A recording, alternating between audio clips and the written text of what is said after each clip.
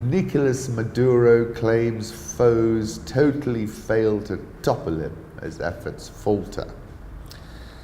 Has claimed he has seen off a dramatic opposition challenge to his rule as those efforts appeared to falter and the United States conceded it was impossible to predict how long he might remain in power. In an interview with Euronews, Maduro boasted that his political foes had failed totally in their quest to topple him.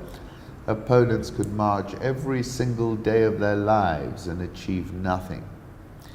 The U.S. Special Envoy on Venezuela, Elliot Abrahams, who was actually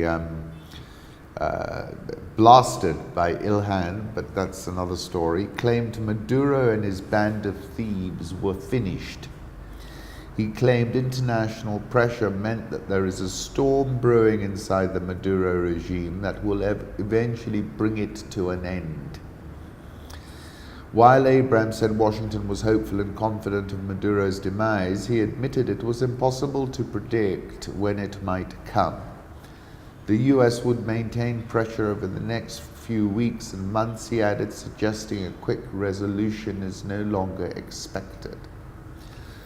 I wrote about this on the 4th of February, and I said, let's start with destination Caracas, Venezuela.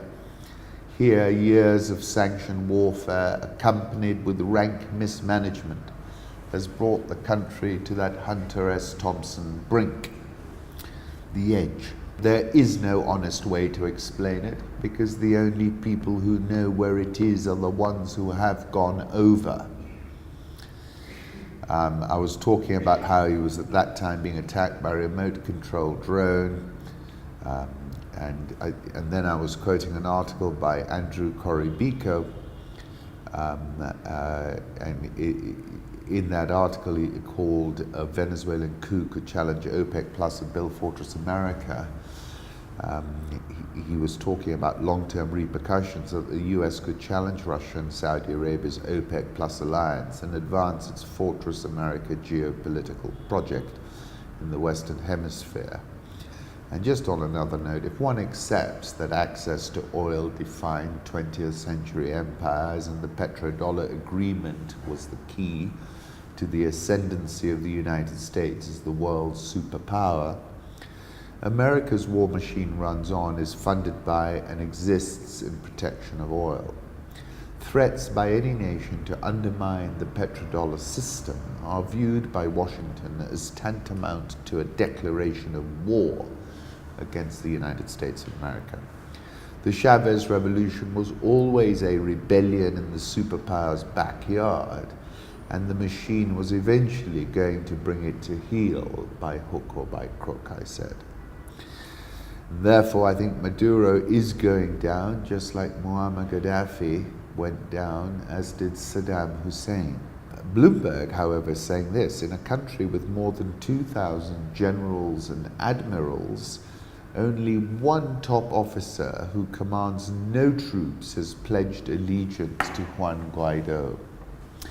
The Venezuelan armed forces are one of the most spied-on institutions in the world, said Diego Moya Ocampos.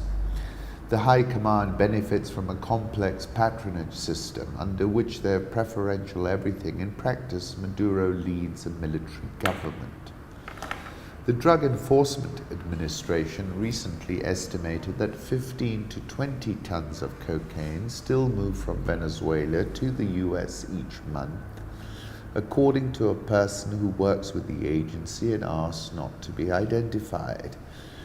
Much of the illicit traffic is controlled by Venezuelan military officers and government officials. Asking soldiers to fall in line behind a new president may have been an error, said Alonso Medina. We have to remember that for 20 years, the armed forces have been an appendage of the ruling Socialist Party, and the opposition is only now talking to them. The High Military Command remains united, and cracks haven't yet turned into fractures that could generate destabilization. He added that in previous uprisings, the key to action lay in the hands of mid-level commanders who oversee troops. So far, there is no evidence they are budging.